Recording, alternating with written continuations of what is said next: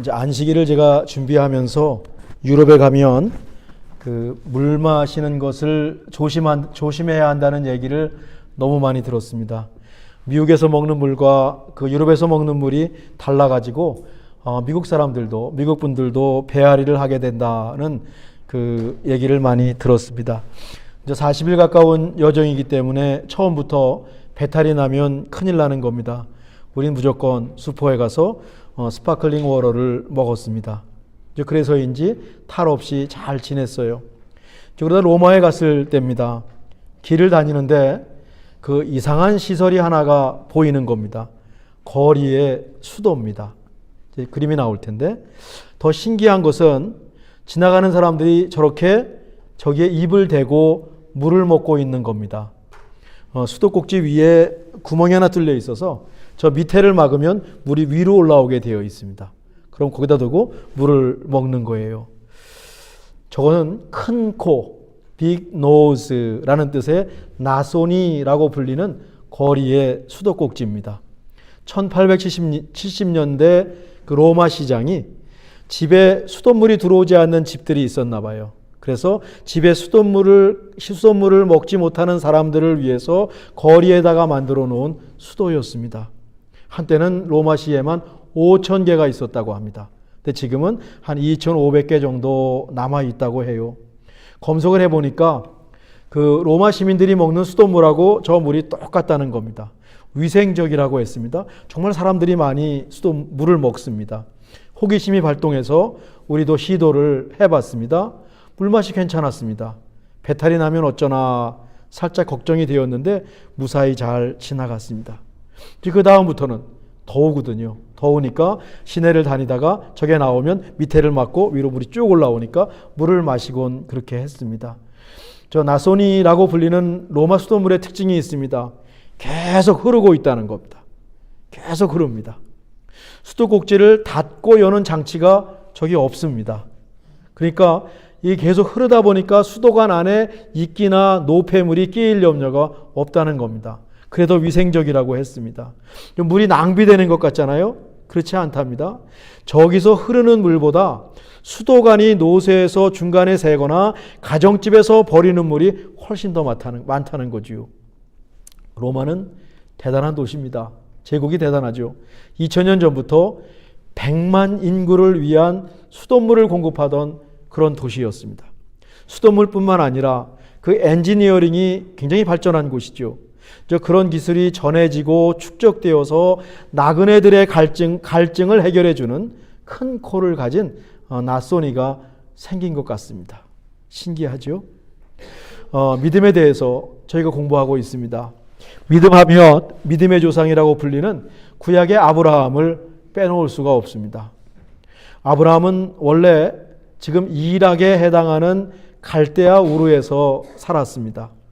여호수아 말씀에 의하면 이 아브라함의 아버지 데라는 이 갈대아 우르 이락에서 바벨론 지역에서 우상을 섬기고 있었습니다.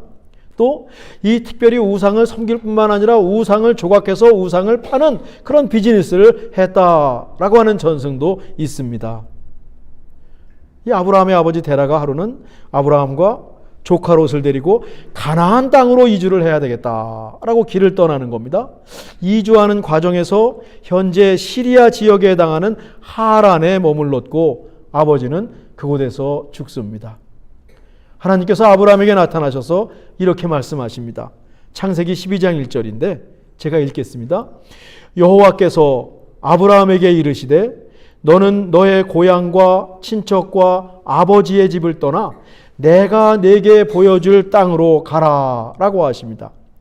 이 창세기 말씀만 놓고 보면 하나님께서 아브라함에게 나타난 것이 하란이 맞을 것 같습니다. 그런데 사도행전 7장으로 넘어가면 거기 스데반의 설교에서 스데반은 뭐라고 하냐면 아브라함이 갈대아 우르에 있을 때 하나님께서 그에게 나타나셔서 고향과 친척을 떠나 하나님께서 지시할 땅으로 가라고 했다고 또 스데반 사도행전 말씀은 전하고 있습니다. 정확한 장소가 하란인지 갈대아 우르인지 성경은 두 군데를 다 얘기하니까 알 수가 없습니다. 어느 것이 확실하냐고 따지기보다 이럴 때는 여지, 룸을 남겨놓고 다음으로 넘어가는 것이 현명합니다. 하여튼 하나님께서 아브라함에게 나타나셨습니다. 이 스데반은 영광의 하나님이 영광 중에 아브라함에게 나타나셨다고 했습니다. 그런데 어디를 가라고 말하지 않고 일어나서 떠나라 라고 하는 겁니다. 내가 네게 보여줄 땅으로 가라. 보여준 땅으로 가면 좋은데 보여줄 땅으로 가라 라고 하십니다. 그때는 지금보다 고향을 떠나서 생소한 곳에 가는 것이 쉽지가 않을 때입니다.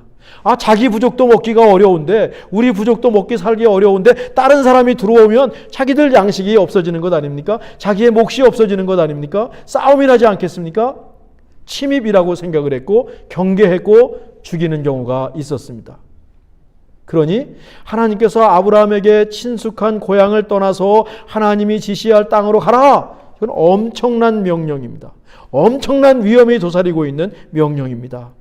이 당시 아브라함의 믿음이 깊지 않았을 겁니다. 어쩌면 초면일 수도 있습니다. 갑자기 야훼라는 신이 나타나서 고향을 떠나라 라고 말하는 겁니다. 그리고 자기가 알려주는 곳으로 가라 라고 말하는 겁니다. 떠나는 것은 확실한데 가야 할 곳은 막연합니다. 우리 모두 알다시피 아브라함이 떠나지요. 하나님께서 떠나라고 하시니 떠나는 겁니다. 하나님께서 지시한 땅은 아버지가 가려던 가나안 땅이었습니다. 이것이 아브라함의 믿음입니다. 그래 아브라함이 떠나서 가나안 땅에 도착하죠. 알지 못하는 신비한 세계로의 여정, 믿음이 아니면 불가능하죠. 우리도 살면서 이럴 때가 있습니다. 다 알고 가는 것 아닙니다. 모르고 가기 때문에, 신비로운 세상으로 가기 때문에 우리에게 필요한 것이 살아계신 하나님에 대한 믿음이 아닐까 싶습니다. 나중에는 하나뿐인 아들 이삭을 바치라고 하니까 아브라함이 모리아산에 올라가지 않습니까? 고향을 떠나는 것이나 아들을 바치는 것, 이건 도저히 이해할 수 없는 것입니다. 키에로 케그르라는 철학자는 이건 도저히 이해할 수가 없는 것이다 라고 했습니다. 아브라함은 하나님 말씀대로 그대로 합니다. 그래서 믿음의 조상이라고 하는 별칭을 얻었습니다. 이제 떠나라고 하면서 하나님께서 아브라함에게 주신 약속이 있습니다. 창세기 12장 2절인데 우리 함께 읽어보실까요?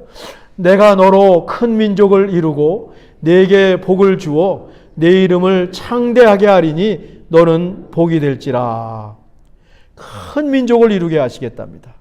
아브라함의 이름을 높이시겠답니다. 그리고 복, blessing이라고 하는 말이 두 번 나오죠. 네게 복을 주어 너는 복이 될지라 라고 하는 말입니다.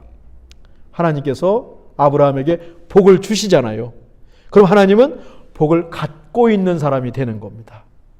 하나님의 복을 품고 있는 사람이 되는 겁니다. 갓 태어난 아기를 두고 복덩이가 태어났다고 하지 않습니까? 아브라함 존재 자체가 복이 되는 겁니다. 그래, 너는 복이 될지라 라고 말한 것이죠. 복받은 사람입니다. 고향을 떠나서 하나님이 지시할 땅으로 가라는 말씀은 막연했는데 하나님의 약속은 확실한 겁니다. 물론 미래에 이루어질 약속입니다. 아브라함은 이 약속을 믿고 고향을 떠나서 하나님께서 알려주신 땅으로 갑니다. 믿음의 여정이지요. 어쩌면 우리 믿음은 약속 붙잡고 가는 겁니다. 하나님 붙잡고 가는 겁니다. 다 알고 가는 길이 하나도 없습니다. 하나님께서 아브라함에게 이런 약속도 하세요. 사람들이 아브라함을 저주하면 나도 그 사람을 저주할 것이다. 사람들이 너를 축복하면 너도 그 사람을 축복할 것이다. 이거 무슨 말이냐면 하나님께서 아브라함과 함께 할 것이다 라고 하는 그런 레토릭입니다. 그런 말입니다. 그런 표현입니다. 아브라함의 편이 되어주겠다. 어디를 가든지 아브라함의 편이 되어주겠다 라고 하는 약속입니다. 아브라함 당시에 아브라함에게 이 약속은 엄청난 용기를 주었을 겁니다. 하나님이 나와 함께 하시지. 엄청난 힘을 주었을 것입니다. 하나님 나와 함께 하시지. 나를 저주하는 사람이 있다면 그 사람을 저주할 거야. 나를 축복하는 사람이 있으면 그 사람을 축복할 거야. 이건 엄청난 복 아닙니까? 엄청난 안전장치 아닙니까? 아브라함이 이 약속을 믿고 길을 떠났다라고 하는 것입니다. 12장 3절인데 너를 축복하는 자에게는 내가 복을 내리고 너를 저주하는 자에게는 내가 저주하리니 이 정도로 너와 함께 하실 것이라고 하는 하나님의 표현입니다. 땅의 모든 족속이 너로 말미암아 복을 얻을 것이라고 했습니다. 땅의 모든 족속이 너로 말미암아 복을 얻을 것이라.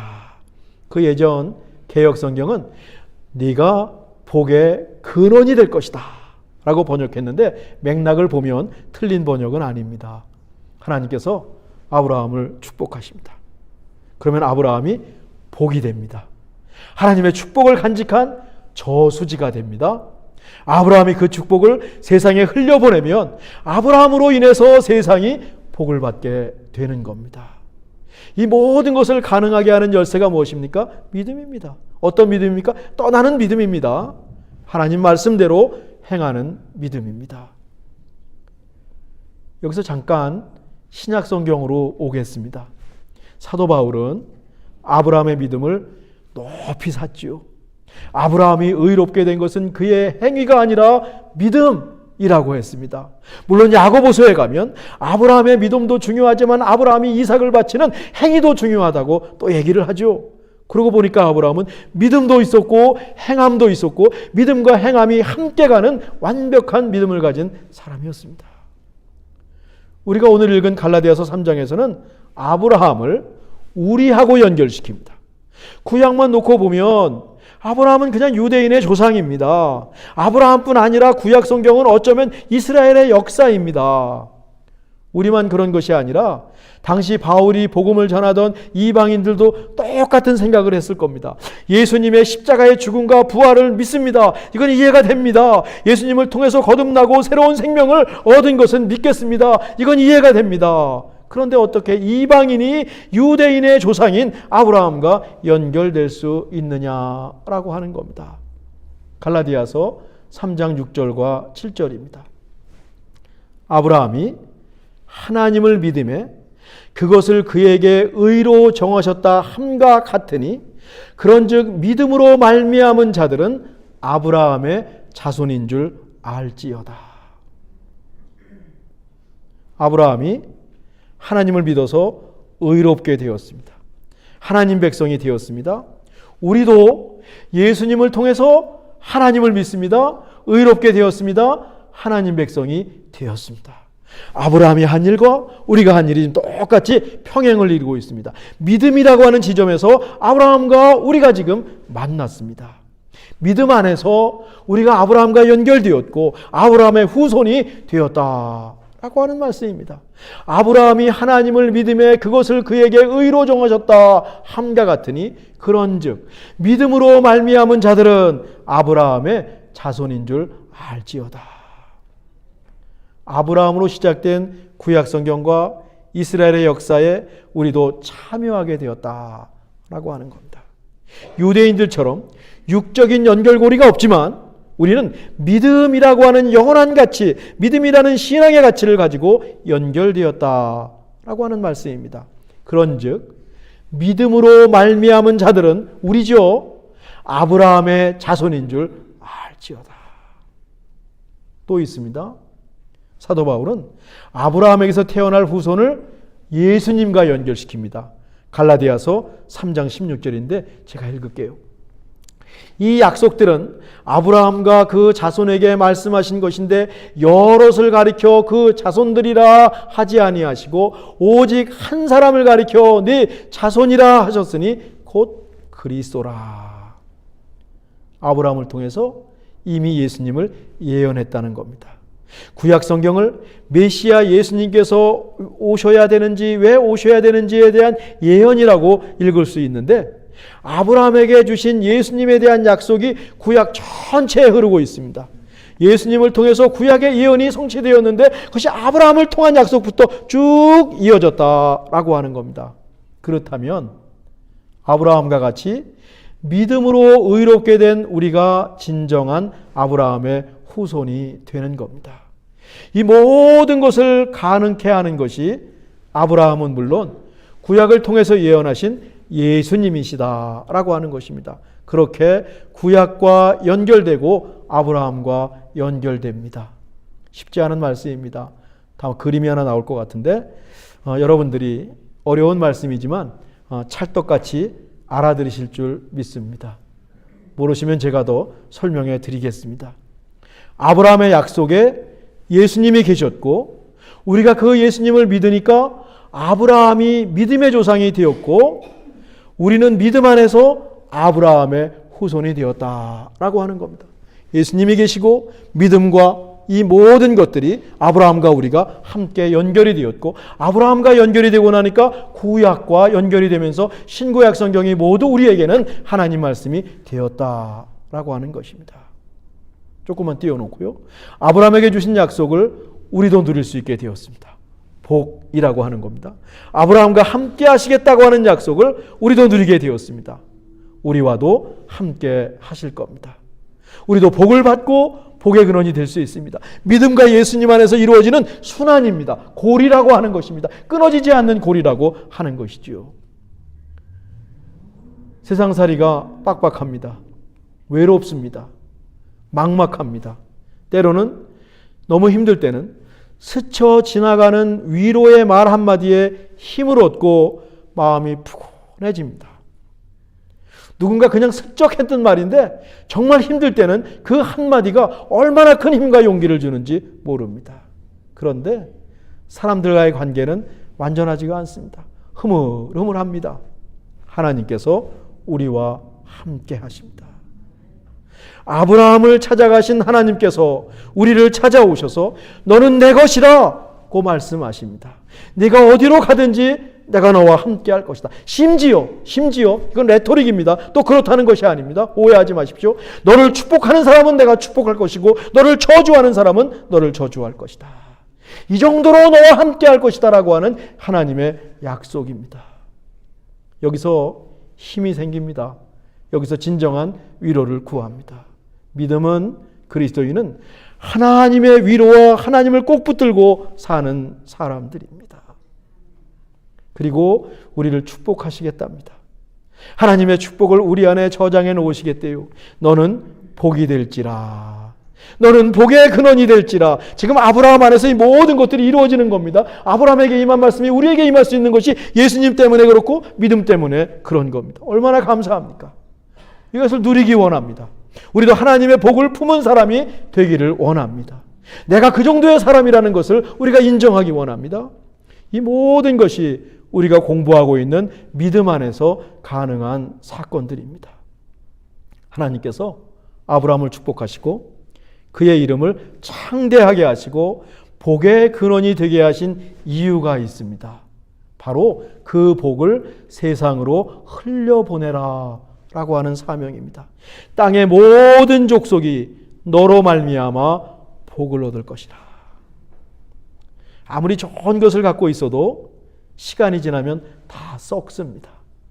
죽음의 바다라고 불리는 사회는 받기만 하고 흘려보내지는 않는다고 하잖아요. 흘려보내는 것이 굉장히 중요합니다. 말씀은 우리 자신을 믿음은 우리 자신을 축복의 통로로 만드는 겁니다. 채널이 되는 겁니다. 세상에 하나님의 축복을, 하나님의 은혜를 흘려보내는 수도관이 되는 것이 믿음의 과정이고 믿음의 열매입니다. 제가 로마시에 있는 그 나소니라고 하는 수도를 소개한 이유가 여기 있습니다. 다시 생각합니다. 그 수도는 24시간 365일 누가 보든 안 보든 깜깜할 때나 밝을 때나 잠기지 않고 계속 물을 흘려보내고 있습니다. 그래서 물이 깨끗하답니다. 수도관에 노폐물이 끼지 않는답니다. 제가 알고 있는 형제가 있습니다. 이 형제는 좋은 일을 많이 합니다. 한 번은 이 형제가 이런 말을 해요. 제가 어떻게 이렇게 좋은 일을 해서 감사하다는 말을 하니까 이렇게 하면, 아닙니다, 목사님. 저는 하나님께서 주신 것을 그저 전달하는 딜리버리 보이입니다. 그 형제는 보이라고 했어요. 전 원고에는 딜리버리 맨이라고 썼어요. 나이가 50이 넘었거든요, 이제. 그 형제도 하나님께 받은 것을 흘려보내고 하나님께서 맡기신 것을 딜리버리 하는 사람이지 난 아무것도 아닙니다. 나는 수도관과 같은 사람입니다. 여러분, 얼마나 고귀한 고백입니까? 우리 아이들에게 그 아저씨 닮으라고 종종 얘기합니다. 믿음은 나누는 겁니다. 우리의 은사, 재능, 물질, 마음 씀씀이, 기도, 좋은 생각, 우리가 받은 은혜의 복음 세상과 나누고 세상과 흘려보내는 것이 이게 믿음입니다. 믿음은 축복의 통로가 되는 것입니다. 잠금장치 없이 계속 흘려보내는 것이 믿음입니다. 이것이 복의 근원, 복이 되는 신앙이고 삶이죠. 기도하겠습니다. 하나님, 우리도 각자의 자리에서, 가정에서, 세상에서 우리가 받은 것을 흘려보내는 복의 근원이 되게 하옵소서. 받은 복과 은혜를 세상에 흘려보내는 하나님 나라 수도관이 되게 하옵소서. 예수님의 이름으로 기도하옵나이다. 아멘.